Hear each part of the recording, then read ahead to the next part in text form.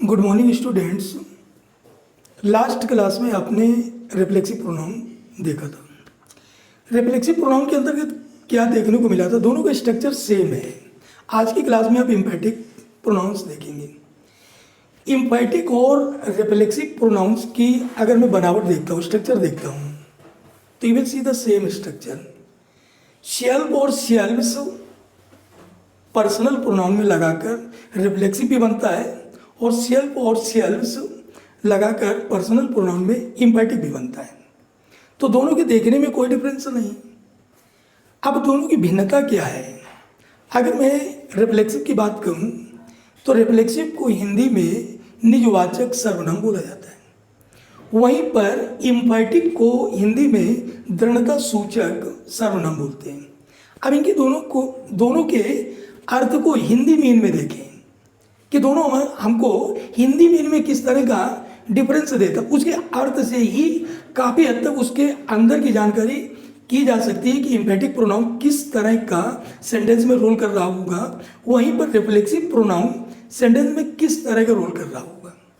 दोनों में अगर मेनली एक मेन डिफरेंस देखा जाए, इम्पैटिक स्ट्रक्चर तो दोनों का सेम है, लेकिन दोनों में मेन डिफरेंस अगर देखा जाए तो रिफ्लेक्सिव प्रोनाउन में जो वर्ब का सब्जेक्ट और ऑब्जेक्ट रहता है, तो ये दोनों एक ही पर्सन या थिंग को इंडिकेट करता है। वहीं पर इम्पैटिक को अगर देखते हैं तो इम्पैटिक को दृढ़ता, ये काम क्या करता है? ये किसी भी सेंटेंस में, यानी जिस सेंटेंस में वर्ब का सब्जेक्ट और ऑब्जेक्ट डिफरेंट रहता है, उस कंडीशन में हम इम्पैटिक प्रोनाउन का यूज करते हैं। वहीं पर रिफ्लेक्सिव प्रोनाउन का यूज जिस सेंटेंस में वर्ब का सब्जेक्ट और ऑब्जेक्ट सेम रहता है, तो वहाँ पर रिफ्लेक्सिव यूज करता हूँ। तो यहाँ पर इम्पैटिक काम क्या करता है? इम्पैटिक उस सेंटेंस के वर्ब के या तो सब्जेक्ट को इम्फसाइज करता है या उसके ऑब्जेक्ट को इम्फसाइज करता है। अब इम्फसाइज किस तरह करता है? इम्फसाइज, इम्पैटिक वर्ड बना किससे? इम्फसाइज। ये नाउन या सब्जेक्ट या ऑब्जेक्ट जो रहता है, वो चाहे नाउन हो या प्रोनाउन हो, सब्जेक्ट या ऑब्जेक्ट को इम्फसाइज करता है। इम्फसाइज मीन क्या है? उसके लिए जोर दे करके बोलता है, उस पर फोकस करता है। तो जहाँ पर फोकसिंग होगी, वो फोकसिंग उसको प्रेशराइज करता है। प्रेशराइज किस तरह से करता है? जैसे अगर मैं बोलूं कि मैंने यह काम किया, आई डिड दिस वर्क, एक जनरल सी बात है, मैंने यह काम किया। मैंने एक गीत गाया, आई sang a song, मैं उसे बुलाता हूँ, आई कॉल हिम। तो यहाँ पर मैं देख रहा हूँ एक जनरल सी बात है, एक सिंपल सी बात है। तो यहाँ पर किसी चीज़ का एक प्रेशराइजिंग ये शो नहीं हो रहा है, उस पर फोकस नहीं किया जा रहा है। अब अगर मैं इसी चीज़ को ये बोलूं कि मैंने ये काम किया है, मैंने स्वयं ये काम किया है, मैंने खुद ही ये काम किया। अब मैं इस सेंटेंस को देख रहा हूँ तो यहाँ पर ऐसा लगता है कि उस वर्ड पर जोर देकर के बोला जाता है। जैसे मैंने बोला कि तुम गलत हो, तुम्हारा दोष है, यू आर गिल्टी। अब इसी चीज को मैं ये बोलूं कि तुम खुद ही दोषी हो, तो तुम खुद ही दोषी हो, तो यहां पर तुम शब्द पर एक प्रेशराइजिंग हो रही है। मैंने एक गीत गाया, एक जनरल सी बात, मैंने खुद ही गाया है। अब यहां पर खुद ही शब्द लगा दिया, तो खुद ही शब्द क्या कर रहा है? ये उस सब्जेक्ट को प्रेशराइज कर रहा है, इम्फसाइज कर रहा है। तो जो शब्द उस सब्जेक्ट को या ऑब्जेक्ट को इम्फसाइज करता है, तो वो इम्फसाइज करना ही ये इम्पैटिक प्रोनाउन के अंतर्गत आता है। अब इसकी प्लेसिंग जो रहती है, अगर वो सब्जेक्ट को इम्फसाइज करता है तो सब्जेक्ट की ठीक बात, और अगर वो ऑब्जेक्ट को इम्फसाइज करता है तो ऑब्जेक्ट की बात है। यानी जिसको इम्फसाइज कर रहा है, जिस पर फोकस कर रहा है, जिसको प्रेशराइज कर रहा है, उसकी ठीक बाद में इसका यूज करते हैं। तो रिफ्लेक्सिव और इम्पैटिक में this is the main difference. Reflexive के अंतर्गत वर्ब का सब्जेक्ट और ऑब्जेक्ट ये एक ही व्यक्ति का बोध कराता है। वहीं पर अगर मैं इम्पैटिक को देखता हूँ तो दोनों का सब्जेक्ट और ऑब्जेक्ट, वर्ब का सब्जेक्ट और ऑब्जेक्ट ये डिफरेंट रहता है। यहाँ पर वर्ब का ऑब्जेक्ट के रूप में यूज नहीं करते। अगर इस प्रोनाउन को जो सेल्फ या सेल्फ से जुड़कर बन रहा है वो रिफ्लेक्सिव भी होगा, वो इम्पैटिक भी होगा, लेकिन मेरी पहचान कैसे होगी कि ये हमारा रिफ्लेक्सिव है या इम्पैटिक है? अब यहाँ पर मैं दो एग्जाम्पल दे रहा हूँ। इन दोनों एग्जाम्पल्स में देखकर ये डिफरेंस निकाल सकते हैं कि ये हमारा रिफ्लेक्सिव है या ये हमारा इम्पैटिक है। अब यहाँ पर मैंने एक एग्जाम्पल दिया,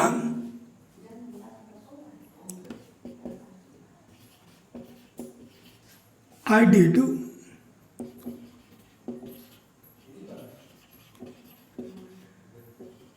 myself.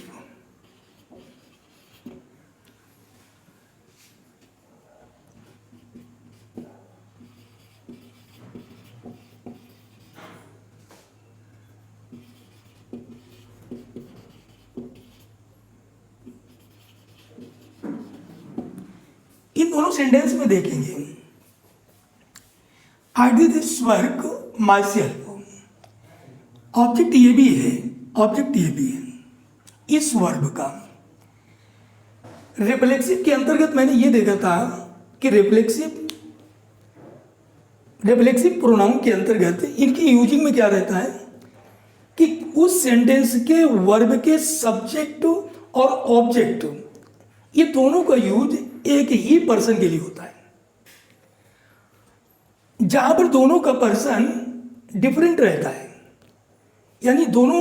यानी उस वर्ब का सब्जेक्ट और ऑब्जेक्ट डिफरेंट होता है, उस कंडीशन में हम इम्फसाइजिंग में या तो उस वर्ब के सब्जेक्ट को इम्फसाइज करता है या उस वर्ब के ऑब्जेक्ट को इम्फसाइज करता है।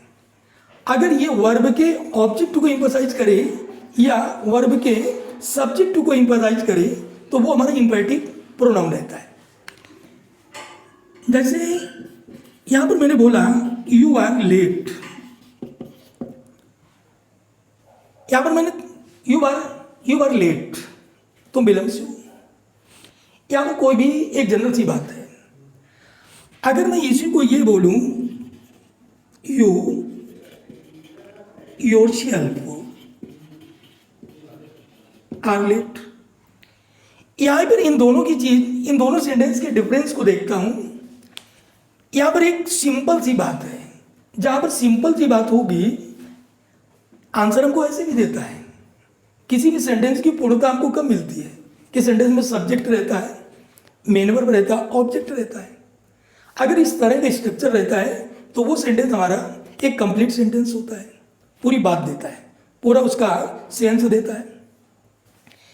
अगर इस इम्पैटिक प्रोनाउन को जो योरसेल्फ यहां पर मैंने प्लेस किया है इसको ना लगाएं, यू आर लेट इतना ही रखूं तो भी हमको वाक्य की पूर्णता देगा।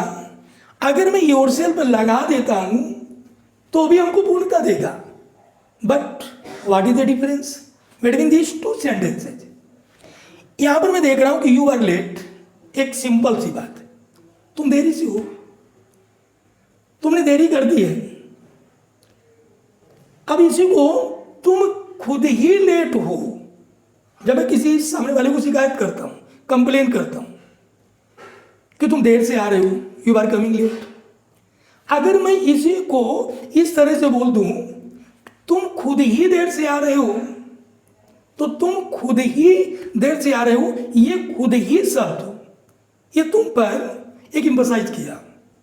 तो इस तरीके का जो एम्फसाइजिंग होती है यही हमारा यहाँ पर जो योरसेल्फ लगा दिया, ये योरसेल्फ शब्द ही यहाँ पर एम्फसाइजिंग का रोल कर रहा है, एक एम्फैटिक प्रोनाउन है।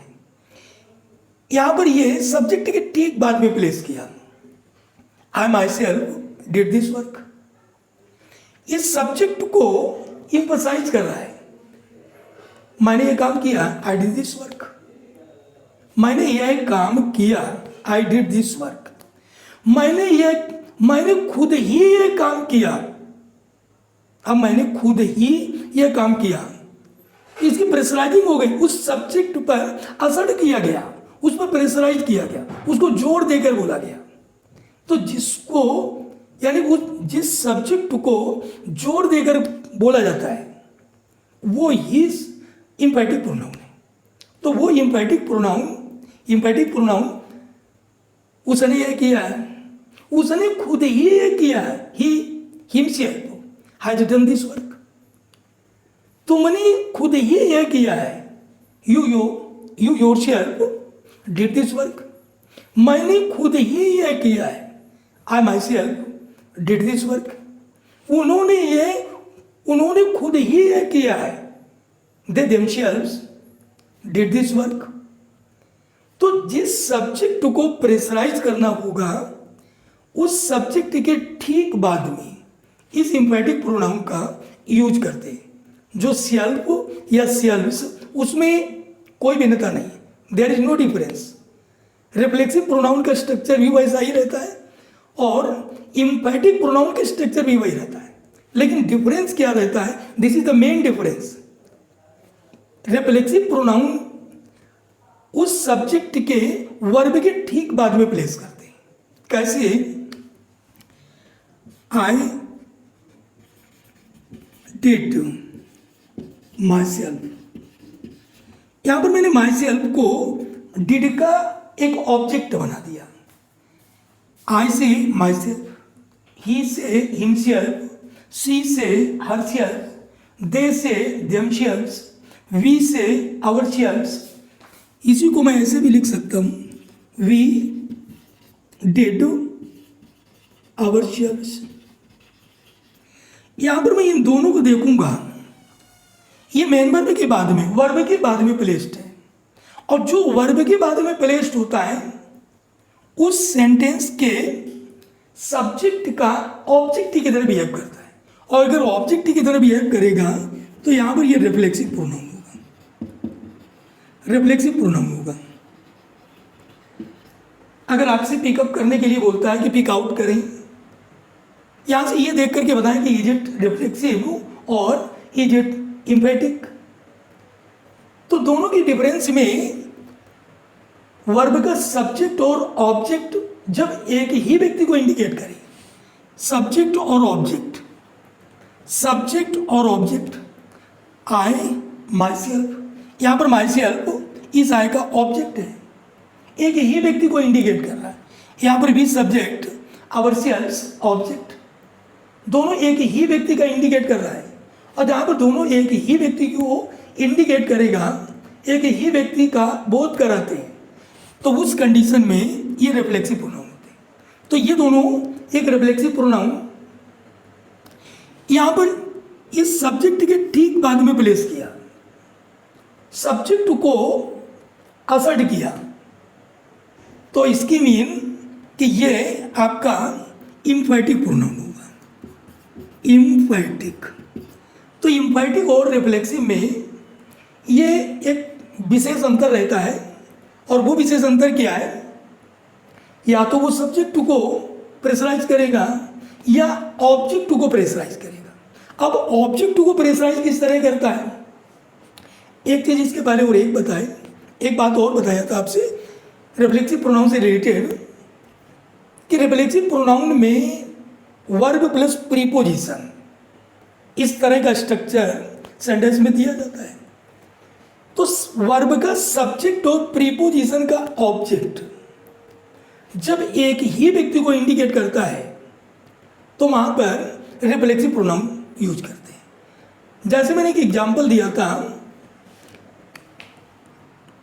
लाइक आई ऑफन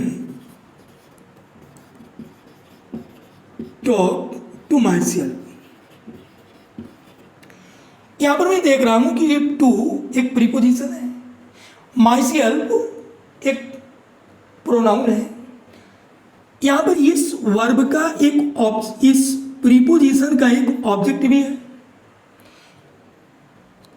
यहां पर इस वर्ब का ये सब्जेक्ट है, प्रीपोजिशन का ऑब्जेक्ट, वर्ब का सब्जेक्ट और प्रीपोजिशन का ऑब्जेक्ट, जब ये दोनों एक ही व्यक्ति को इंडिकेट करेगा, आई से तो माई सेल्फ बनता है, तो यहां पर ये प्रीपोजिशन का ऑब्जेक्ट है, आई एक सब्जेक्ट है। तो इस तरह का जब वर्ब प्लस प्रीपोजिशन का स्ट्रक्चर रहता है तो वर्ब इस कंडीशन में रिफ्लेक्सिव प्रोनाउन यूज करेंगे। तो यहाँ पर ये प्रोनाउन ये रिफ्लेक्सिव है, ना कि इम्पैटिक। इम्पैटिक प्लेस कहाँ करेंगे? इम्पैटिक की प्लेसिंग जो होगी वो प्लेसिंग या तो उस वर्ब के सब्जेक्ट को एम्फसाइज करेगा या उस वर्ब के ऑब्जेक्ट को एम्फसाइज करेगा, और जिनमें सब्जेक्ट और ऑब्जेक्ट दोनों डिफरेंट रहते हैं। कैसे? आई सा माई ब्रदर, आई सा, आई माई सेल्फ सा। देखिए दो जगह एम्फसाइजिंग करा रहे हैं। आई माई सेल्फ सब्जेक्ट को भी एम्फसाइज करा दिया, आई माई सेल्फ सा माई ब्रदर सिंगिंग हिमसेल्फ। यहां पर मैं सेंटेंस में देख रहा हूं, यहां पर मैं सेंटेंस में क्या देख रहा हूं कि आई का ये एक एम्फैटिक, ये आई को प्रेशराइज कर रहा है। यहां पर हिमसेल्फ माय ब्रदर को कर रहा है। इसका मीन क्या है? मैंने स्वयं ही देखा, मैंने खुद ही देखा अपने भाई को गीत गाते हुए, स्वयं गीत गाते हुए, यानी मेरा भाई खुद ही गीत गा रहा था। तो ये एम्फसाइजिंग, ये हिमसेल्फ ये माय ब्रदर को एम्फसाइज कर रहा है। तो या तो उस सेंटेंस के वर्ब को एम्फसाइज करेगा या उस सेंटेंस के ऑब्जेक्ट को एम्फसाइज करेगा। तो emphatic pronouns are those pronouns which pressurise either subject of the verb और ऑब्जेक्ट ऑफ द वर्ब। या तो उस वर्ब के सब्जेक्ट को और या तो ऑब्जेक्ट को, और सब्जेक्ट और ऑब्जेक्ट ये दोनों डिफरेंट होगा। तो इस तरह से ये कह सकता हूं कि इम्पैटिक और रिफ्लेक्सिव हो, इन दोनों में यही मेन डिफरेंस है कि जब दोनों का वर्ब का सब्जेक्ट और ऑब्जेक्ट एक ही व्यक्ति को इंडिकेट कराता है, वर्ब के ऑब्जेक्ट के रूप में जो प्रोनाउन यूज करूंगा वो रिफ्लेक्सिव प्रोनाउन होगा, वहीं पर वर्ब के ऑब्जेक्ट के रूप में इम्पैटिक प्रोनाउन का यूज नहीं करते। एक और चीज बताया था कि जब किसी भी सेंटेंस में वर्ब के सब्जेक्ट और ऑब्जेक्ट डिफरेंट होते हैं तो उस कंडीशन में रिफ्लेक्सिव प्रोनाउन का यूज नहीं करते हैं। वहीं पर जो प्रोनाउन के तौर पर यूज किया जाता है ऑब्जेक्टिव केस के रूप में, वो पर्सनल प्रोनाउन का ऑब्जेक्टिव केस रहता है। वहां पर मैं रिफ्लेक्सिव प्रोनाउन का यूज नहीं करते। रिफ्लेक्सिव प्रोनाउन का यूज सिर्फ और सिर्फ उस कंडीशन में करेंगे जब वर्ब का सब्जेक्ट और ऑब्जेक्ट ये दोनों एक ही व्यक्ति की ओर इंडिकेट करा रहे हैं। अगर डिफरेंट होगा तो नहीं करेंगे। और सब वर्ब के सब्जेक्ट या वर्ब के ऑब्जेक्ट इनको प्रेशराइज करें, इन पर जोर दे करके बोले, असर्ट करें, उस पर फोकस करें, तो उस स्थिति में मैं इम्फेटिक प्रोनाउन का यूज करूंगा। प्रोनाउन वही है सेल्फ और शेल्फ्स वाला, लेकिन भिन्नता उनको पहचानने का जो क्रम है, अगर सब्जेक्ट के ठीक बाद में या ऑब्जेक्ट के ठीक बाद में, तो आप सीधा सीधा उसे बोलिए कि ये इम्पैटिक प्रोनाउन है। क्यों? क्योंकि ये सब्जेक्ट को और ऑब्जेक्ट को इनको प्रेशराइज करने का काम करता है। एक चीज आपने और पढ़ा होगा, इसे रिफ्लेक्सिव कहें या इम्पैटिक कहें, इसके पहले अगर मैं बाय शब्द लगाता हूं, बाय, और बाय के बाद में कोई भी रिफ्लेक्सिव प्रोनाउन डालते हैं, by himself, by yourself, by themselves, यानी किसी भी सेल्फ या सेल्व्स वाले प्रोनाउन से पहले जिसे रिफ्लेक्टिव कहें या इम्पैटिक कहें, क्योंकि स्ट्रक्चर दोनों का सेम है, सिर्फ उसके यूज को देखकर कि उसका यूज कहाँ पर किया गया है तब उसका नामकरण कर सकते हैं कि ये हमारा रिफ्लेक्सिव है कि यह हमारा इम्पैटिक है। यहाँ पर मैंने सब्जेक्ट के बाद में यूज किया, ये आपका इम्पैटिक है। यहाँ पर मैंने वर्ब के बाद में यूज किया, ये रिफ्लेक्सिव है। ये इसकी पहचान हो गई कि वर्ब के बाद में और दोनों का सब्जेक्ट और ऑब्जेक्ट एक ही पर्सन को इंडिकेट। दूसरी बात ये कि सब्जेक्ट और ऑब्जेक्ट दोनों एक ही पर्सन को इंडिकेट कर रहा हूँ, और अगर दोनों सब्जेक्ट और ऑब्जेक्ट ये दोनों भिन्न भिन्न पर डिफरेंट पर्सन्स को इंडिकेट कर रहे हैं, तो उस कंडीशन में मैं रिफ्लेक्सिव प्रोनाउन का यूज नहीं करते हैं, बल्कि ऑब्जेक्टिव केस के प्रोनाउन का यूज करते हैं। यहाँ पर मैंने बाय हिमसेल्फ, बाय योरसेल्फ या बाय देमसेल्व्स या बाय मायसेल्फ या बाय हरसेल्फ किसी भी तरीके लिखा हो, इसका मीन क्या रहता है? इसका मीन रहता है अलोन। इसका मीन रहता है अलोन। अलोन का मीन अकेला। कैसे? जैसे बोला कि you were watching movie by yourself. यहां पर मैंने इस तरीके से लिखा, यू वर वाचिंग मूवी। अगर मैं इसका सेंस निकालूं, यू वर वाचिंग मूवी, तो मूवी देख रहे थे बाय योरसेल्फ, स्वयं के द्वारा। प्रॉपर मीनिंग नहीं मिला। लेकिन अगर यहाँ पर मैं बाय योरसेल्फ को अकेला मान करके इसका सेंस देखे, you were watching movie alone, क्या मतलब? कि तुम मूवी अकेले देख रहे थे। तो जहां पर जैसे I was going to market by myself, यानी nobody was with me, I was going to market by myself, मैं अकेला बाजार जा रहा था। I was doing my work by myself, मैं अकेला अपना काम कर रहा था। तो जहां पर अकेला का सेंस लेना है, अकेला का सेंस लेना उस कंडीशन में मैं, अगर यू तो बाय योरसेल्फ, ही तो बाय हिमसेल्फ, सी वह अकेले गाना गा रही थी, यानी she was singing a song by herself. तो बाय हरसेल्फ किसी भी रिफ्लेक्सिव प्रोनाउन से पहले, उसके पूर्व अगर मैं बाय शब्द का यूज करता हूं तो बाय योरसेल्फ अकेला, बाय हिमसेल्फ अकेला, बाय हरसेल्फ अकेला, बाय मायसेल्फ अकेला। तो इस तरह से किसी भी सेंटेंस को अगर मैं इस तरीके का सेंटेंस दिया रहे और उसका सेंस निकालता हूं तो सेंस अकेला का देता है। तो ये दो यूज हुआ कि इम्पैटिक प्रोनाउन का सब्जेक्ट को एम्फसाइज करने या ऑब्जेक्ट को एम्फसाइज करने, या मैं इसी इम्पैटिक प्रोनाउन का यूज केवल की सेंस में, अकेले की सेंस में, अलोन की सेंस में इस तरह से यूज कर लेते हैं। इसके बाद तो एम्फसाइजिंग और भी तरह से रहती है, possessive adjective plus own, possessive adjective plus own. जैसे इस तरीके से एम्फसाइज कर रहा है कि मैं खुद ही यह काम कर रहा हूं, I myself I am doing this work, मैं खुद ही यह काम कर रहा हूं। तुम खुद ही उससे बातें कर रहे हो, यू योरसेल्फ, वह खुद ही उसे पीट रही है, सी herself.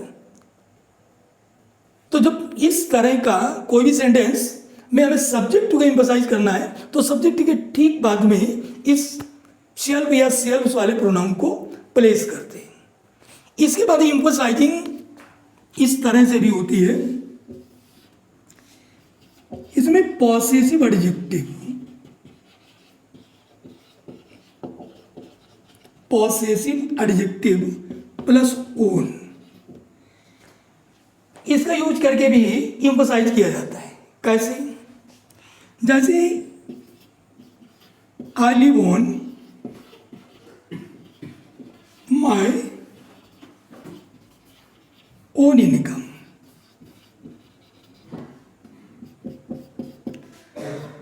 virtue has its own reward। यहाँ पर इन दोनों एग्जाम्पल्स में ये तो आपका पॉसेसिव एडजेक्टिव, ये आपका पॉसेसिव एडजेक्टिव, पॉसेसिव एडजेक्टिव के बाद में own, possessive adjective plus own अगर प्लेसिंग इस तरह रहती है, ये भी एम्फसाइज करता है। अब इसका सेंस देखिए, I live on my own income, मैं अपनी निजी कमाई पर जीता हूं। एम्फसाइज, किसी और पर निर्भर नहीं, किसी और पर डिपेंड नहीं करता हूं, मैं अपनी निजी कमाई पर जीता हूं। I live on my own income, virtue has its own reward, virtue गुण का अपना खुद ही निजी पुरस्कार होता है, virtue has its own reward.